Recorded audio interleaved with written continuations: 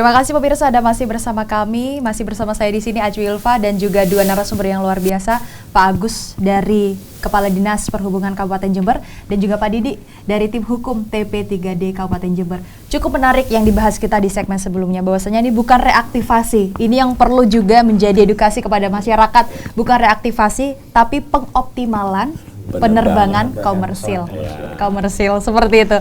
Pak Didi dan juga Pak Agus, tadi Pak Didi sempat memberikan beberapa catatan, artinya dengan adanya peningkatan sarana prasarana yang ada di Bandara Noto Hadinegoro supaya pengoptimalan ini dapat segera tercapai. Bagaimana kemudian Pak Agus sendiri menanggapinya? Ya, dari kemarin kunjungan kerja dari TP3D maupun Komisi C, saya betul-betul sudah mencatat tentang sarpras yang ada di bandara, apa yang menjadi prioritas utama, prioritas kedua, baik fasilitas utama maupun fasilitas penunjang, kita semua catat. Sorenya sudah kita serahkan kepada Ketua Komisi C DPRD dan Ketua TP3D. Artinya dari laporan inventarisir data yang perlu harus mendapat penanganan, salah satunya yang tadi disampaikan oleh Pak Didi, masalah runway. Ini sangat-sangat fatal kalau seandainya tidak segera ditangani. Runway kita punya panjang itu 1.600. Mulai runway 1.600 termasuk lahan parkirnya pesawat atau di apron, ini juga harus dicat marka. Ini menjadi menurut saya fasilitas utamanya runway yang menjadi perhatian, harus dianggarkan, harus dikerjakan, harus sudah ada sebelum Bapak Bupati mendatangkan pesawat komersil. Nah, jadi menurut saya fasilitas yang pertama harus diperhatikan adalah marka. Kemudian yang lain tentang kelengkapan yang disampaikan juga Pak Didi tadi, adanya kendaraan operasionalnya yang untuk kelengkapan keselamatan bandara. Kendaraan PMK itu tidak boleh keluar dari bandara karena memang itu SOP-nya harus di bandara. Ambulan pun demikian. Nah, ini sudah tidak layak. Artinya kendaraan-kendaraan di sana ini sudah harus mendapat perhatian oleh tim, katakanlah dari Pemda. Kemudian yang lain, yang ketiga, terutama lagi adalah SDM. SDM kita punya 14 personel yang lisensinya itu sudah expired. Jadi artinya sudah habis masa berlakunya 2-3 tahun lalu. Jadi kalau temuan selama ini memang tadi sudah saya katakan, kita bandara sudah melayani pesawat yang namanya privat. Katakanlah datang hari Selasa, Rabu, ada tamu pemeriksaan biasanya datang Kamis, Jumat. Jadi nggak ketemu, mereka nggak meriksa. Tapi kalau nantinya ini pesawat komersil sudah katakanlah ada, hidup di Jember, suatu saat akan mengecek, melihat karena rame dan sebagainya, akan dilihat itu SDM. Nah, SDM bandara, kita punya 14, itu sertifikatnya pada off semua.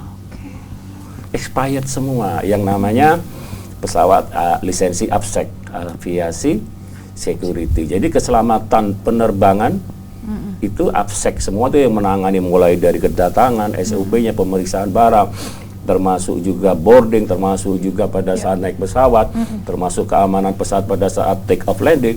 Ini AFSEC yang berlisensi semua. Dan kita, dan memang saya akui 2-3 tahun sudah expired. Kita tidak bisa mengusulkan untuk memperbarui dengan pertimbangan memang anggaran. Karena memang pertimbangannya mungkin dari Pemda, kita tidak bisa mengusulkan untuk lisensi karena memang kapasitasnya kita hanya punya satu kali yang namanya pesawat komersil hadir, pesawat apa privat yang namanya charter hadir, jadi nggak kelihatan. Tetapi dengan adanya ini harapannya saya untuk lisensi SDM bandara harus dihidupkan. Jadi mulai dari marka, kendaraan operasional, termasuk sertifikasi lisensi SDM. Ini harus menjadi prioritas. Yang tidak kalah pentingnya lagi adalah X-ray prasarana. Jadi pemeriksaan barang penumpang yang akan masuk di bandara. Ini sudah tidak berfungsi punyaan kita, bandara. Artinya selama ini kami melayani, di sini ada gambar, itu yang namanya pesawat Grand Caravan Susi Air.